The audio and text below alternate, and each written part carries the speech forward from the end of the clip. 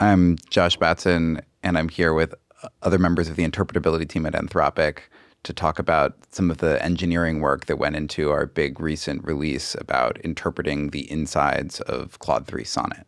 So why don't we start with some introductions? Jonathan, who are you?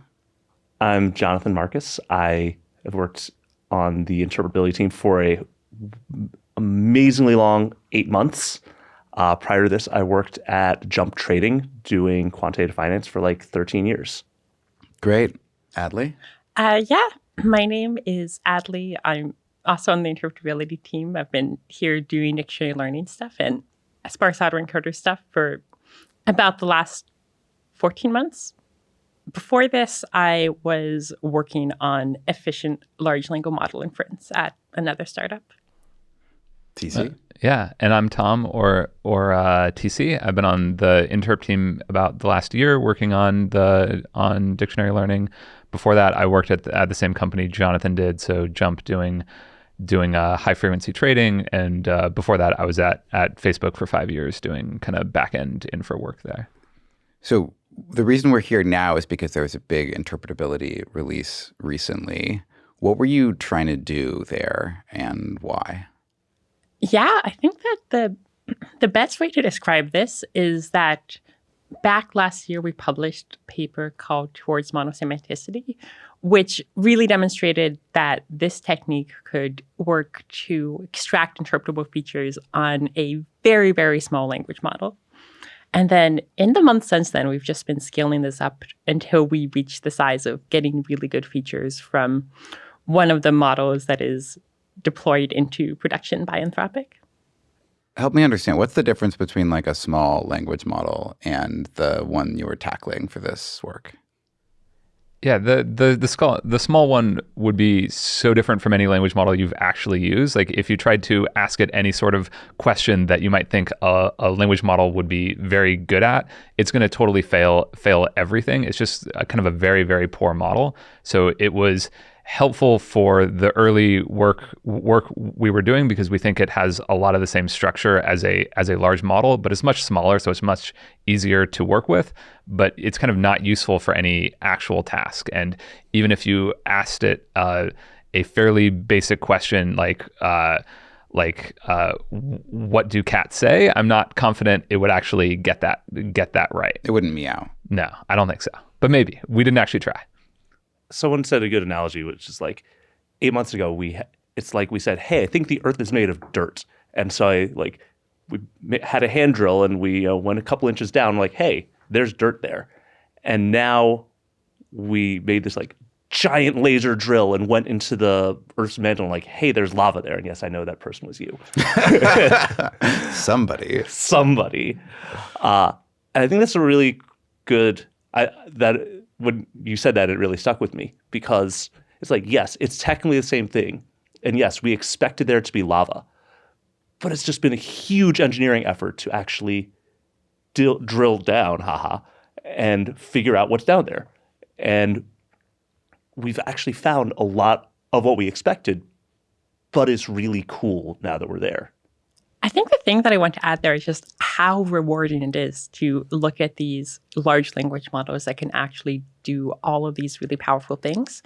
So in the one layer model, we were finding features, but the features corresponded to things like counting to 10 and generating the random string of letters and numbers that you see after URLs. And when you scale this up to a much more powerful model, the same technique can find features that really just are interesting, not just from a scientific perspective, but that just represent interesting, nuanced topics, and that can really just shine a light into how the system is able to perform really hard tasks. And in particular, large language models can perform tasks that we don't know how to program computers to do. They really just have all of these capabilities that we don't understand. And so if you can find the features from them, then you can really get this really fascinating insight into how they are able to do these things. What are some of the features that you saw that were the most striking or moving to you? I really liked the functions that add numbers in a code feature, and that it was kind of not very narrow and not just firing on functions that are kind of obviously A plus B, but if there's some function which calls some other function which is adding, then the feature also lights up for that. So it has some like deeper understanding of what a function that adds is than the very basic one. I thought that was super cool and maybe surprising that it exists. But for a lot of these features, you kind of, when you first see them, you're shocked, and then when you think about it more, you're like, oh yeah, that seems like a useful and very reasonable thing for the model to like do. Maybe I shouldn't have been so surprised that it was there. I remember first finding this veganism feature that it was really cool, and I did not expect to see it. It was not even the biggest model, and I'm not a vegan. But disclaimer. But it was really interesting to see that the same model could identify the concept of not eating meat, of being worried about factory farming, and not wearing leather, but also in a lot of different languages. And the fact that it was able to tie all of these concepts together was I couldn't believe what I was seeing. The model actually, it's not just repeating pattern. It's not just repeating arbitrary words in some random way. It definitely, very concretely, this connection was already built into the model, and we just discovered it in there, and that really blew my mind. Yeah, I think one of the things which was kind of impressive for me was getting a sense of like how the model's thinking about this stuff. I think when language models first started getting big, there was some notion that maybe they're just repeating things they've seen in the training data. And when it says something, it's because there was an extremely similar sentence out there, and it just kind of grabbed that and then gave you whatever somebody said in that context. But seeing these features that are like multimodal, multilingual, Wait, about something. What do you mean multimodal? Multimodal, I mean that the image of the thing makes the same feature fire as the text of the thing. One of my favorite ones there was a feature about backdoors in code that also fired on images of like hacked USB thumb drives and various forms of subterfuge. Yeah. I think there were like 5 or 6 different devices with like hidden cameras in them, and it fired for like various hidden cameras in like everyday objects, which again, in hindsight, seems like totally like it makes total sense, but I definitely wouldn't have guessed that. Right. That part of the model that literally recognized like a line of code that had a problem would be the same thing, which is like there's a pen with a camera in it. Yeah. And then even you could like artificially activate that and say, hey, can you finish my function? And it would write it while introducing a subtle vulnerability that could be hacked later. That one really blew my mind. I did appreciate that Claude was kind enough to label the function backdoor.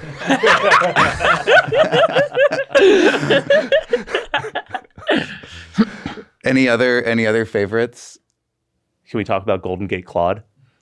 Yeah. I mean, Golden Gate Claude was so much fun. First, what is Golden Gate Claude? What is Golden Gate Claude exactly? Golden Gate Claude was, so we had a feature in the paper. It was kind of the headline, and we really liked it, where Claude would activate on descriptions of the Golden Gate Bridge. The iconic, majestic, towering bridge between Miranda and San Francisco.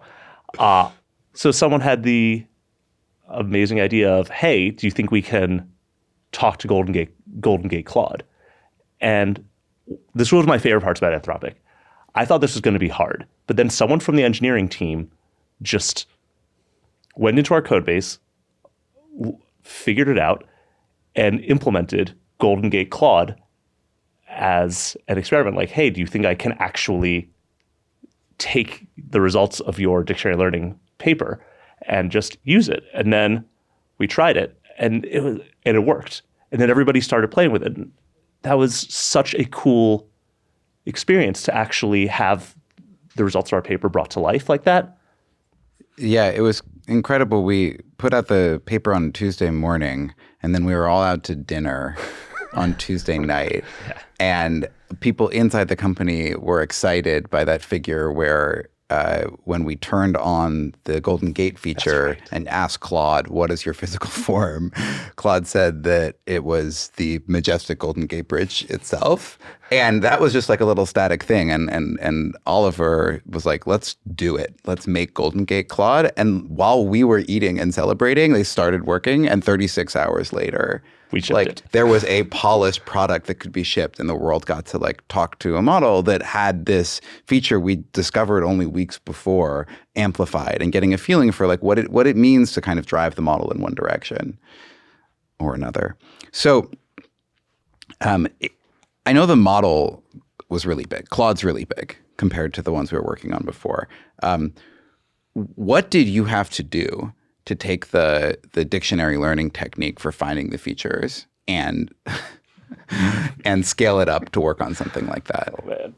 Yeah, first of all, I just want to say this is a really long question to answer because this was probably the bulk of our work between the publishing of Towards Monosemanticity and the publishing of this paper. Like this was just, there were just so many things and we should get into them, but I just want to emphasize that we are just not going to be able to talk about a fraction of the things that had to be done here because this was just such a really big effort.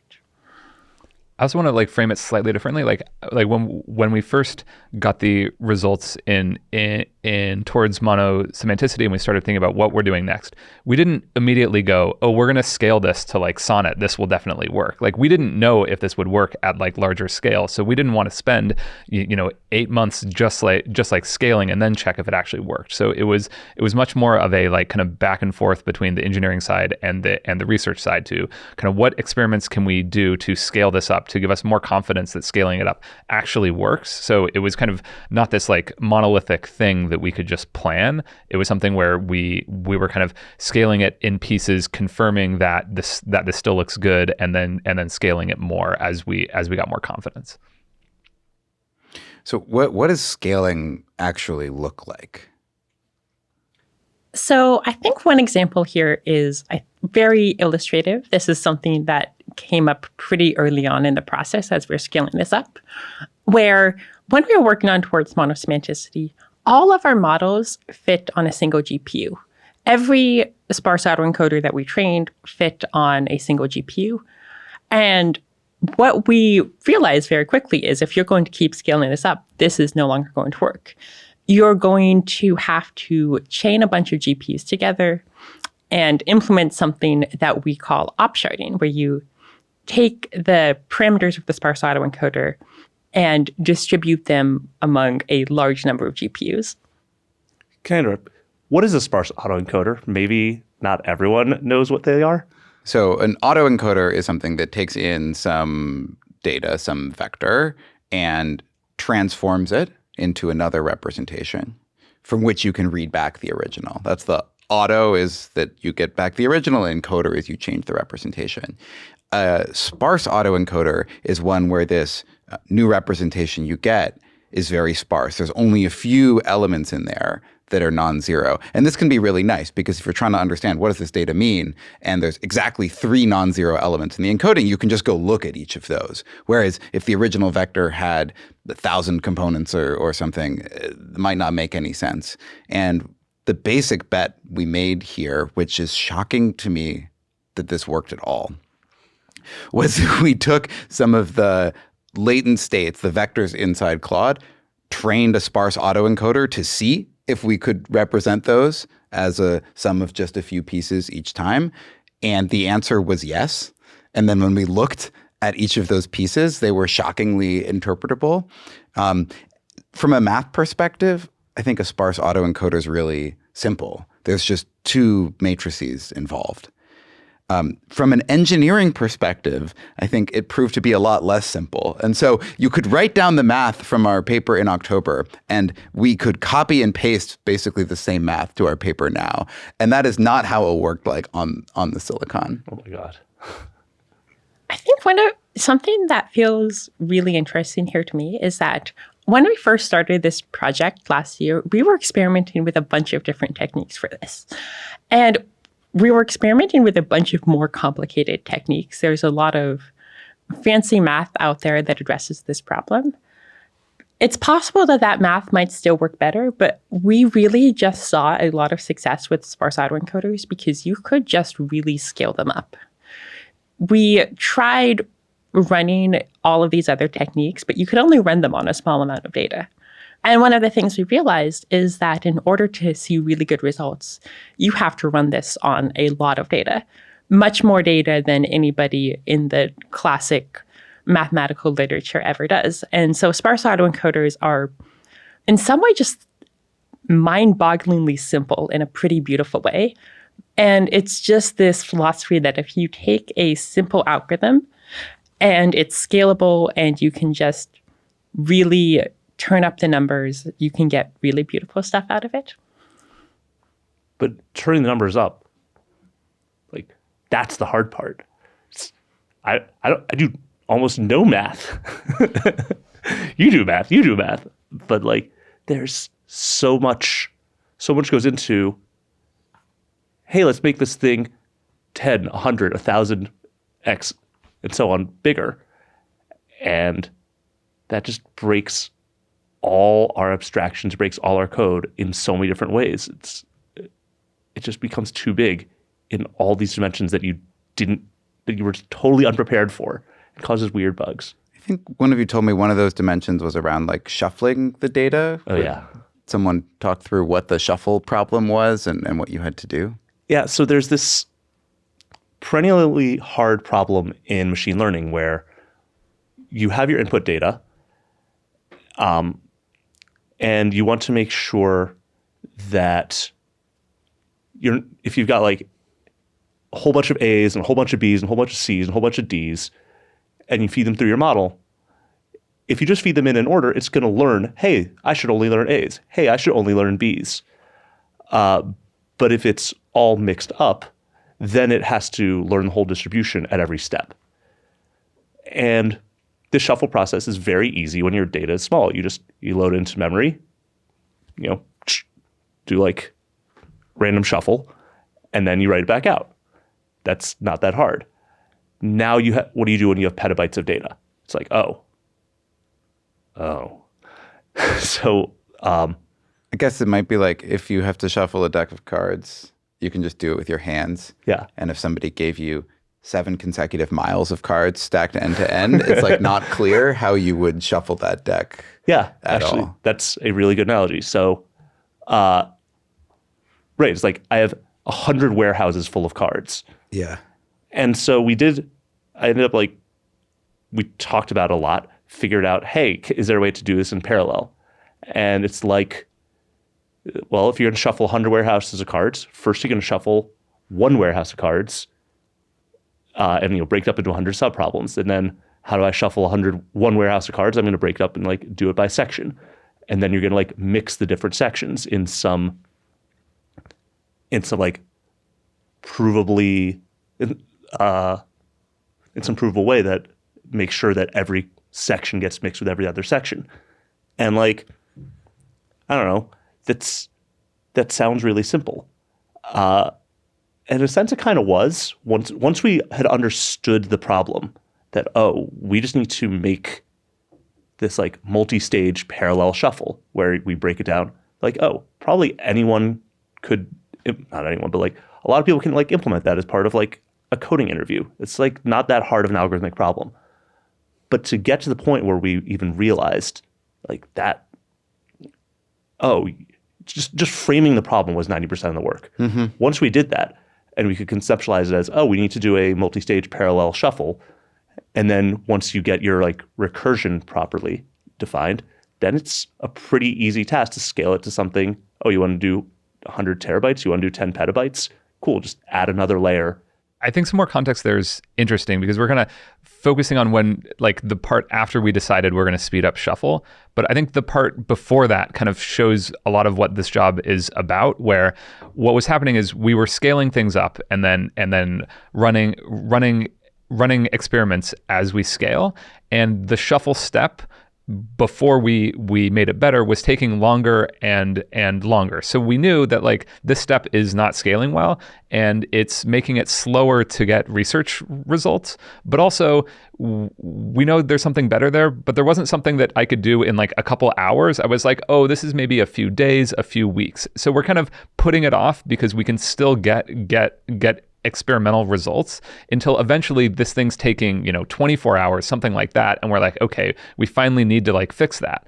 And then I think the fix that we did, you kind of could do something that is maybe like more like perfect or totally nail shuffle, but we're not focused on like what is the like optimal, the platonic ideal of parallel shuffle. What we care is our job's taking 24 hours. How can it not take 24 hours? So I think a lot of this job is like we want to get experimental results. That's our focus. And then given that goal, how do you get those? So it's generally not how do you make any step perfect, it's how do you make any step as good as we need to get the results that we need right now. And then as those results come back, you gain more or less confidence in the approach which you have. And as you have more confidence that this code base and this approach is something we're going to be using 6 months later, a year later, you're willing to invest more time into making things better. And I think the heart of the job is how do you make that trade-off of how much time to invest into any one piece of this whole pipeline.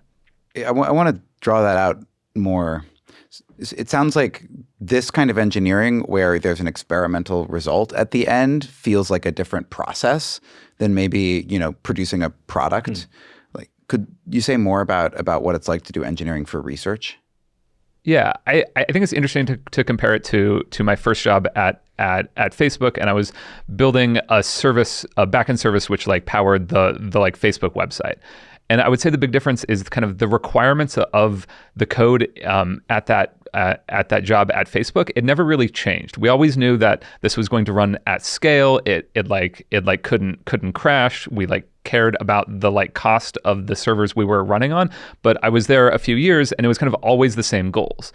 Where in a kind of research engineering job now, like you don't know which bits of the code you're going to be throwing out in 2 weeks, and then which bits of the code you're going to be using like years later. And a lot of the like original dictionary learning code was methods which we've like deleted. They're gone. We're like never touching it, and spending time like making that code perfect would be totally wasted because it's deleted. But also like over this year-long process, we've kind of honed in on what we're doing is working, and this core thing is good. We need to make this better. We're going to be using this longer, and if the code quality is crap, like it's going to be slowing us down for like years. So we need to like really go and polish this more. So I think you kind of constantly have to keep those trade-offs in the back of your head, and they're kind of changing under you like as you work.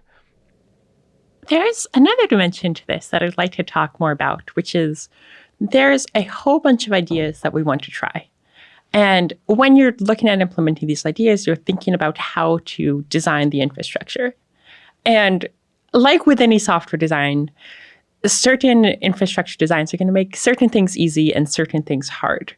So there's this really tricky thing. And I think in some ways it's an impossible problem, and you can only try to do this very poorly. But trying to anticipate which directions you want to go in the future, trying to anticipate what general categories of ideas you might want to try, and trying to anticipate how do we make these general categories easier, and what are we closing off, what are we making harder to do, and trying to make those trade-offs is a really, really difficult challenge that we try our best at, but is something that is just impossible to be perfect at. Did you make any big mistakes? None. I think a lot of the errors here feel more like we maybe should have cleaned something up a month sooner. So it's kind of like, oh, maybe we should have done this sooner, but because your trade-offs are changing under you, if you should have, like, if right now you're like, I'm not really sure, should we do this, should we not do this? In a month, it's frequently blindingly obvious, like, oh yeah, we should definitely do that. So you do lose that month of like, it would have been better if you got there sooner. But I generally think you kind of get shoved in the right direction eventually. But I also think that there's an important point that I am not a professional scientist where I'm just looking to publish papers. I'm also not a professional engineer where I'm just looking to build the most perfect, beautiful, harmonious, well-abstracted system. Like, we have a specific target, which is, being able to figure out and do enough science to figure out interpretability so that we know how these machines work to achieve a specific safety goal. That we have to do enough science to get there. We have to build enough engineering stuff to support the science. But ultimately, it's quite possible at the end of the day, we will throw away every single thing we've built except for that one end result. And so I don't want to spend any additional time researching stuff that's not going to help. I don't want to spend any additional time building stuff that's not going to help. And like, getting that trade-off is super hard. I'm not always so good at it, but you guys are, so thank you. It's also always easier in hindsight. Yeah. So what was the most confounding bug in this process? Yeah, so one of the really dangerous parts of machine learning, and especially when you're doing machine learning on this weird undiscovered topic, is that it's really hard to know if you've written your code right. I remember my machine learning professor told me this in college, and I'm like, that doesn't seem so hard. This can't possibly be such a big problem. And then you realize that this is just the thing that is going to eat up more of your time than any other problem. So we had cases where, we just lost weeks of effort because we had something and we had some evaluation metrics, and the evaluation metrics are bugged in a way that makes them too good to be believed and really exciting. And we spend a lot of time chasing that down before we realize that there's just some really subtle bug in our metrics. And it's very hard to test for that. And you basically end up needing to spend a lot of engineering time trying to make sure that these things work and that you can trust your evaluations here. Bugs and metrics are scary because if you're trying to make the number go down and the number's going down, you're like, this is great, everything's great. And then it turns out you were just like chasing a complete illusion for weeks. So how do you deal with that? Like, what is it, tests? Like, what's testing like for kind of research code? I think kind of correctness bugs like that are very difficult to test because it's kind of not clear what the correct answer is. So your like classic unit test kind of doesn't really cover this well. I think the thing that helped here was to kind of log as many metrics as you possibly can. Can you, while this process is like training, can you think of every possible number you can like log and then graph those? And then for your runs, you can stare at these graphs and be like, what should this look like? Does this make sense? And I think there's no easy answer here. It's just time. I think the other piece of this is just really going through the code carefully and being like, I know what the math for the ML says this should be doing, but like, what is it actually doing? And we've had a number of times where that didn't match, and I think tracking those down is a very important thing. And I would also say that like there's kind of latent bugs in master that you're worried about. I think there's like another way that this comes up of every time you have a new idea for how the ML will change, you code that up and you run it. And then sometimes the results are like, oh, this is worse than your baseline. And you're not really sure, was the idea bad? Or when I coded it up, was it bugged? And you don't know. And I think that's kind of a difficult trade-off of what to do next, because you can go and you can stare at the code, you can go and stare at graphs and try and understand like does this thing, like, was it bugged in some ways? But at some point you have to decide this idea doesn't work and I'm giving up and I'm moving on to like something else. One of the striking things for me, who has more of a science background working on a team of really skilled engineers, has been realizing the power of like pulling some of the engineering work forward to increase your iteration time. And I think that the more that your ideas matter, then you want to spend a lot of time thinking. But if you have no idea of what's going to work or not, then making it so you can test a lot of ideas quickly really pays off. And this kind of relentless looking at how would I run this experiment? Okay, could I run that experiment in a day instead of in a week? Could I run it in an hour instead of in a day? Could I kick it off in a minute? And like your ideas might be better, but like no one has ideas that are like 200 times better, such that you would rather, take that long to run an experiment. Speak for yourself. I think this comes back to the short-term versus long-term trade-off, which is, I think, really just like one of the fundamental tensions about doing this sort of research engineering, where you have to decide how much effort to invest into making things better long-term versus how much you want to just try it in the hackiest possible way and get results quickly. And I think that unlike in a lot of traditional engineering, you don't just want to lean all the way towards the long-term thing. It depends on a lot of factors. It depends on how confident you are that something in this general area will work. It depends on how reusable do you think this infrastructure is going to be in the future, and how easy is this going to be to code up and get working really well. But it's also, informed by the science of, do we think that dictionary learning is a process that we should be going so all in on? Just is having the faith guided by our scientific intuition that if we keep pushing here, we're pushing blindly. Like we don't actually know if we're going to be going towards anywhere until we drill down far enough and there's lava. Like it's just a lot of dirt, and then all of a sudden you pull back up and you realize, oh my gosh, we've actually gone so far and we've actually found something. But for a while, you're just fumbling in the dark and like nothing works, nothing looks good, nothing makes sense. But you just have to believe that like if we keep researching in this direction, like maybe there's signs of life and eventually we're going to see something useful. Personal question. Why do you like doing this work? So for me, in my previous roles, I at the company used to work on the inference team. So the inference team there is much less of the research aspect of it. We kind of know exactly the operations that need to be done, the like math, and we just need to make them go really, really fast. And it leads you to these really interesting kind of systems, low level GPU optimization problems. But to me, it's like I can kind of plan out what the next 6 months will look like. You can kind of figure out we're going to design it exactly like this, and we need to do A, B, C, and D, and you have this like exact plan, and then you go and do it. And I kind of found the work of doing that exact plan a little tedious or boring. There are plenty of people at the company who love that. I just don't personally. Where on this team, like we can't plan 6 months out, right? And we don't know what to actually build, and you're following where the research results lead you, and kind of everything's constantly changing. So I really love that piece of this job.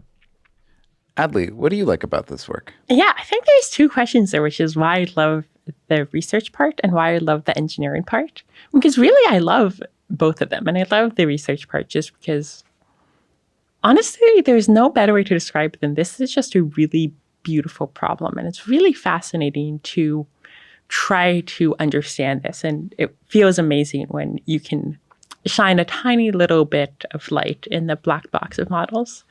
One of the things that I like about this is the engineering is a lot of fun, sure, but it's also the problem itself.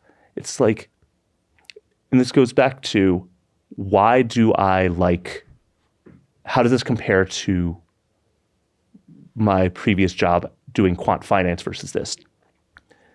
Studying markets was actually very fascinating. They're always changing. There's a lot of interesting modeling to be done. But here we're essentially doing like computational neuroscience on an artificial mind. And no one's ever done that before in history because these things have never existed. And no one's ever we're like among the first people right now to ever have access to artificial minds this big with the amount of computational infrastructure that it takes to analyze them. We're literally like trying to figure out how these things think. We're studying cognition in a very quantitative way. And that's it's so mind-blowing to me that almost the same skill set that I was previously using to predict the next price now becomes decoding thought. And I loved finance for many, many years, but this just feels so much more meaningful to me. And I think the really exciting part about trying to tackle these problems with engineering is that it makes them solvable. If you ask yourself, how do you do neuroscience in an artificial mind? That's not the type of problem that you're really like going to solve. Or maybe you could solve it, but you don't have high confidence in anything. There is something about building the infrastructure to do this and building the infrastructure to do a lot of experiments that makes it feel possible to say, we are actually going to do this. Engineering is just a way of making this successful and making this possible. So for the people listening to us who think this sounds kind of cool, do you have any advice about getting into interpretability research or AI research from an engineering side? The first thing I'd say is I think a lot of people think the work of the interpretability team is much more needs much more of the research skill set than it actually does. Like the research skill set is important, but the engineering skill set like really, really matters too. So we are not just looking at people who have only done like math and like ML. We need people who are very strong at like coding too. And like currently we're bottlenecked by hiring kind of very, very strong engineers. So we need more people like that kind of asking us for jobs would be the first thing. What you can do if you're interested in this and you're a great engineer is ask us for a job. Because we are hiring people like you. That's silly, but I think it's very easy to underestimate the contributions that you're able to make, especially if you think of yourself more as an engineer coming into this. And really the advice is just to apply.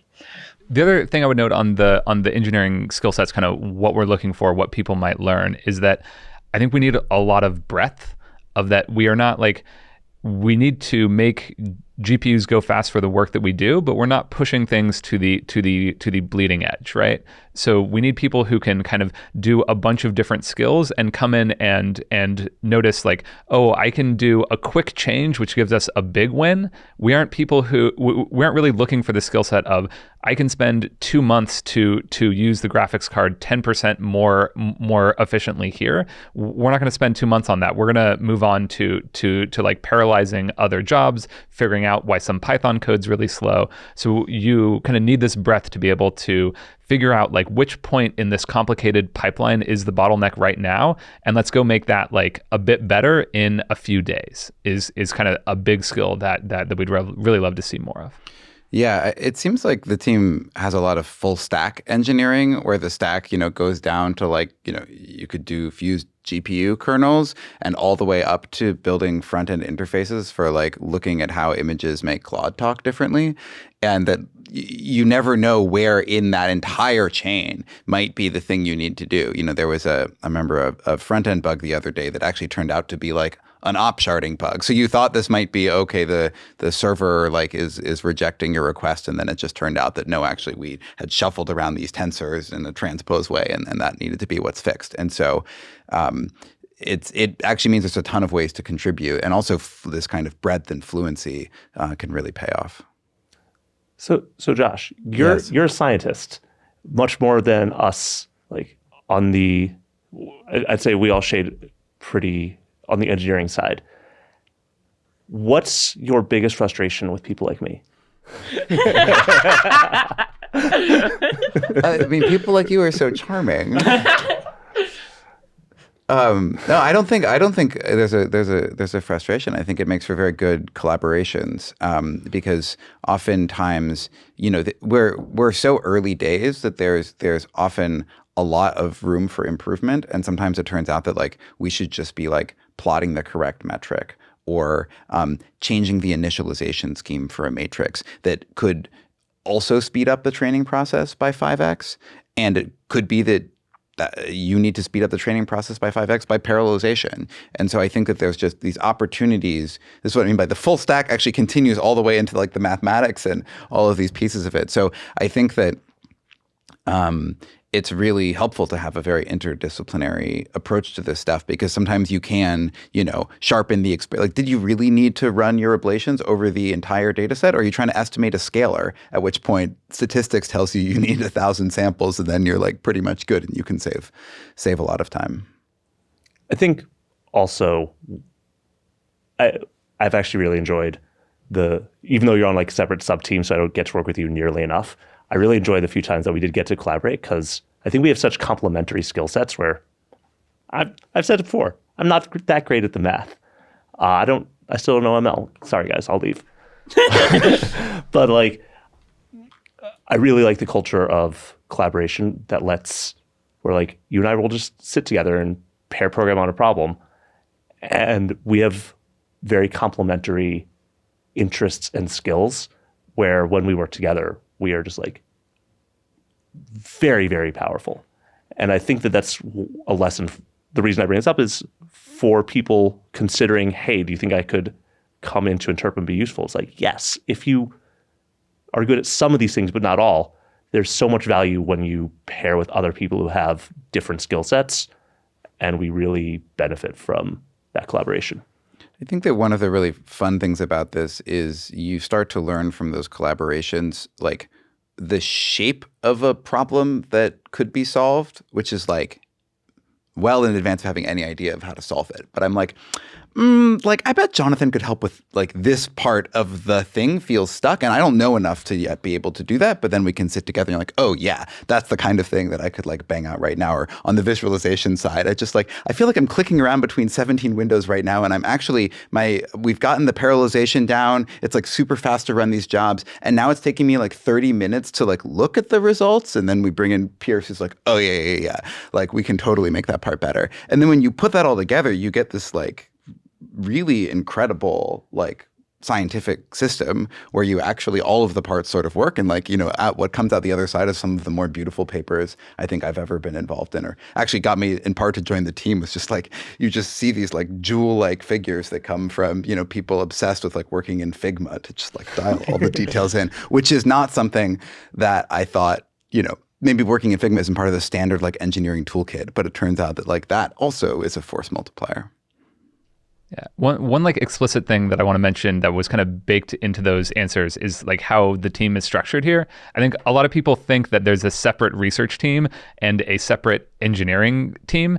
And kind of throughout the conversation here, we've been talking about the interplay between those. So like separating those like just doesn't work. Like we don't do that. There isn't like these separate researchers who are telling the like engineers like build this. Like these problems are fundamentally like entwined together, and you have to work on them together. So the way the like whole company works, not just the interpretability team, is kind of the research and the engineering always goes together, and that's just absolutely crucial for this job.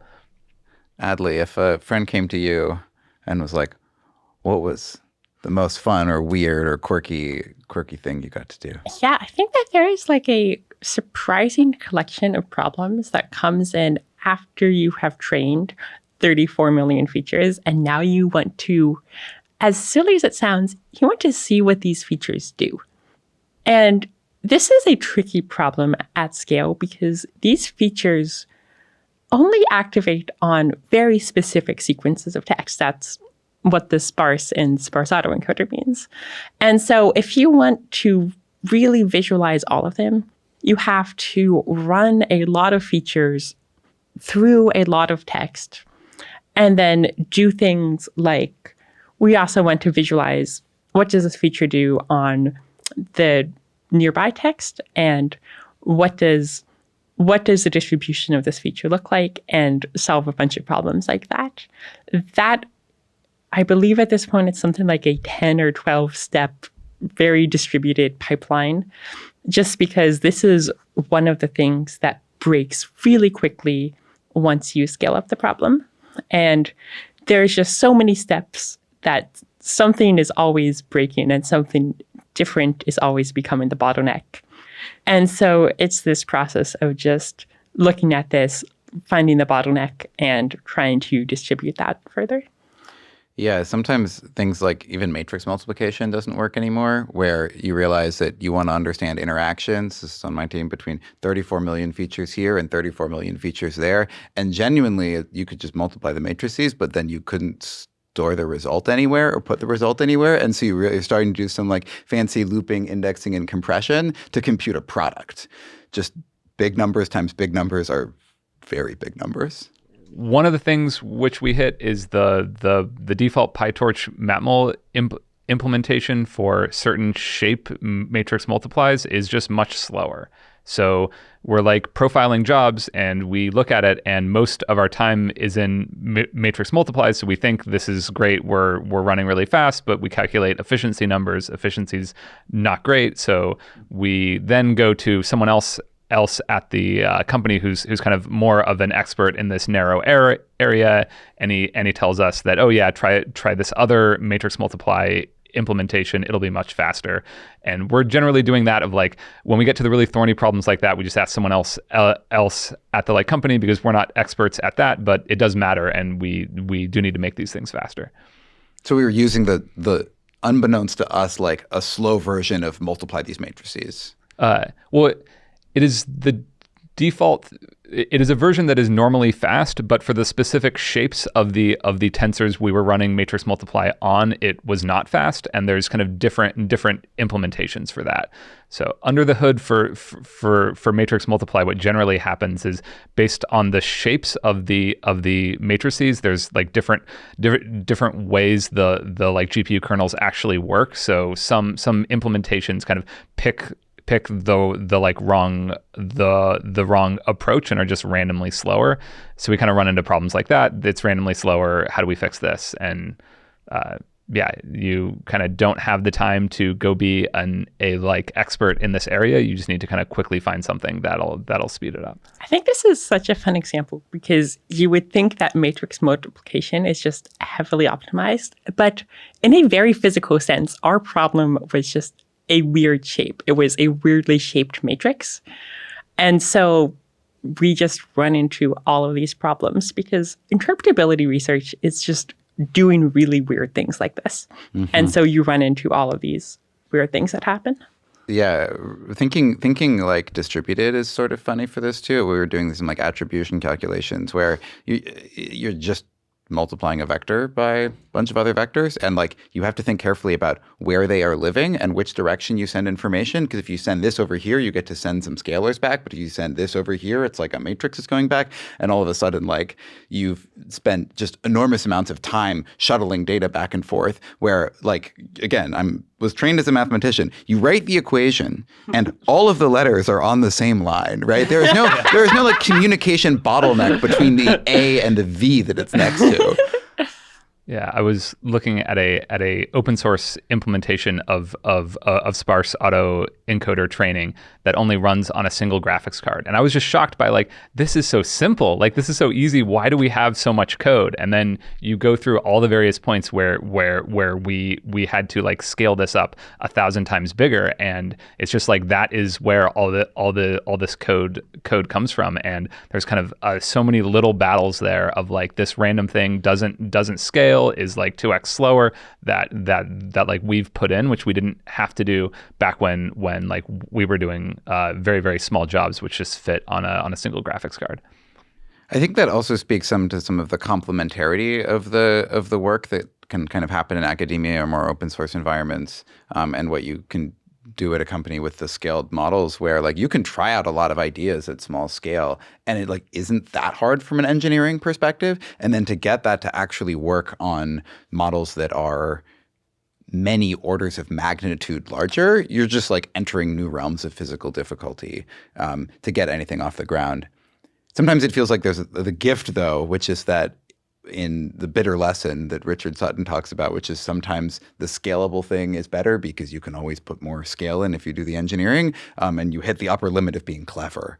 And so even though some of these methods are quite conceptually simple, it's turned out that like on the rich data distributions that actually make up these networks, they show really amazing things. It's really fun, I think, that the bidder lesson applies not just to training a model, but also to interpretability, where I think people often think of interpretability as trying to get this like very principled understanding. And there is some of that, but there's a lot of that that just really has the same properties as the bidder lesson, where you just take something simple and do it at scale, and you pick the scalable thing. And it is really beautiful to me that that works, not just for making good models, but also for understanding models. The other point I'd make with like scaling and the bidder lesson is that the company has given us access to the like compute which we need to actually scale this, and it's been really fun that like the thing blocking us from scaling further is like whether the ML actually works at that scale or the infrastructure works at that scale. It like hasn't been, can we actually get the graphics cards to run on, which would be kind of a much more frustrating reason to not be able to scale. Mm-hmm. Where do you see interpretability in a year? I think that where I see interpretability in a year is if everything goes well. I mean, this is a super bullish case, but we will figure out. So we did one slice through the middle layer of Sonnet, and I would want to analyze the entirety of every layer, every piece of all of our production models, and not just analyze them. Right now, we only found features. We don't know how they fit together. We don't know how they work in a variety of different contexts. And I really want us to do the circuits work to figure out like, what do these features mean on their own? What do they mean together working in concert? Yeah, one thing that I think I'm just surprisingly excited about is just actually continuing to scale this up. There's a lot about what we need to do that is going to need to be different. There's definitely going to be lots of opportunities to change the way we do things. But at the same time, these things seem to work better as you keep scaling them up. And so I'm really excited about just trying to eke out the last few orders of magnitude and see what happens. And if you would like to help us with that, we are hiring. We would love to work with you. Can I just say, I love the phrase, the last few orders of magnitude. There's so much in those few words. So why are we doing interpretability? I think one of the things I want to emphasize here is I have a lot of uncertainty about the types of safety challenges that are going to arise with large language models. And I'm very uncertain about the direction things will go in the future. But interpretability feels very robust to me. I'm very excited to work on this because I think it can help with a really wide range of problems and a really wide range of scenarios. It's just understanding models seems good.